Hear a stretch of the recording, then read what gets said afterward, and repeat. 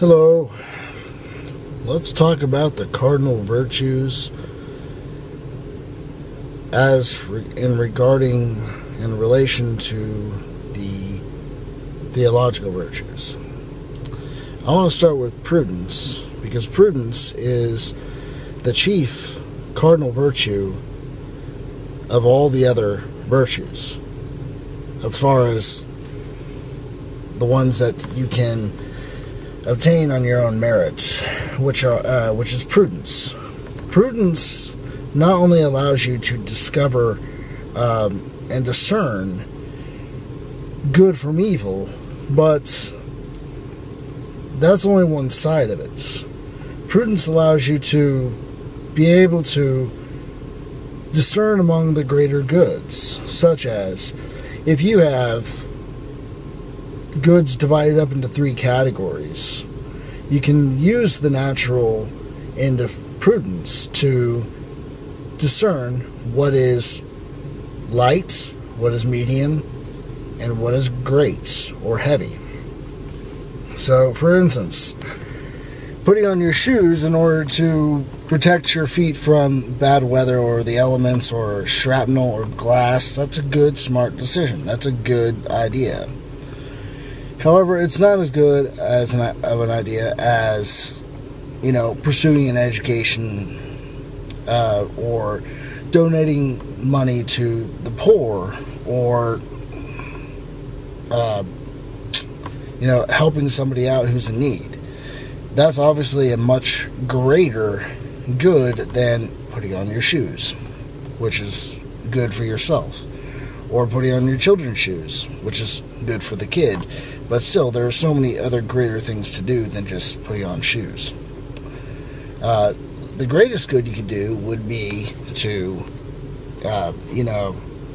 if you had to jump on a grenade to save 5 other people's lives, and you die in the process, that is an example of a great good, a good that is higher than the other two, because you've given the other people an opportunity to continue living, which is the greatest gift of all, life.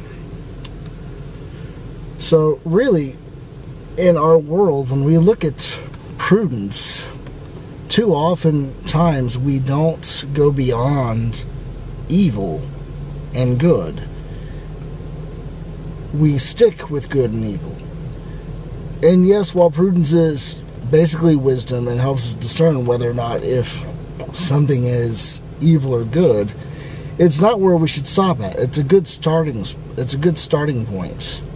But we should look at, as life goes on, as we advance and grow and develop and grow in knowledge and wisdom, we can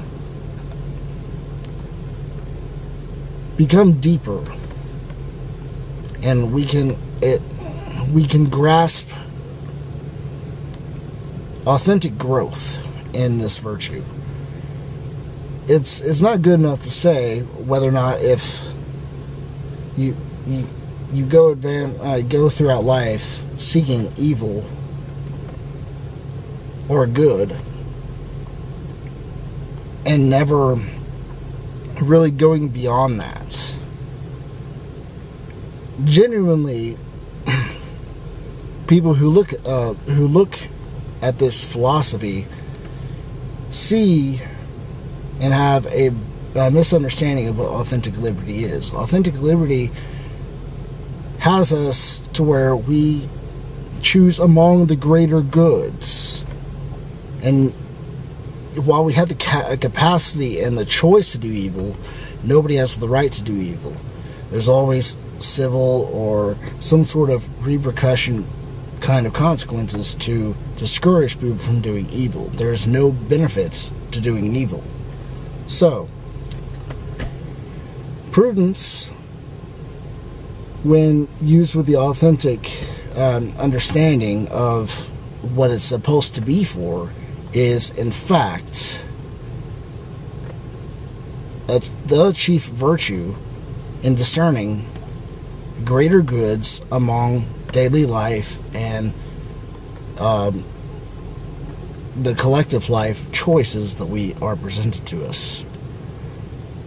Now, there are 3 other virtues, cardinal virtues, which prudence can also help in, which is temperance, fortitude, and justice. And I'll get to those some other time.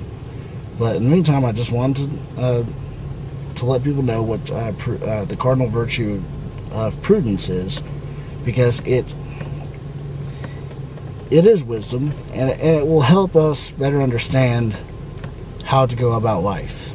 You shouldn't go about life figuring out what is good and evil just by itself, but basically figuring out what is good not only for the individual person, for another person, but for all of society. Building up society, making it a better place.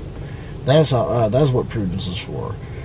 And rightly so, it is the chief virtue of the cardinal virtues, which is, a cardinal virtue is a virtue is something we can attain on self-merit and grow in without necessarily supernatural help. Unlike the theological virtues, which do require supernatural help and are not merited, but those are given to us by God. So, stay tuned, and I will talk about the other virtues later. God bless.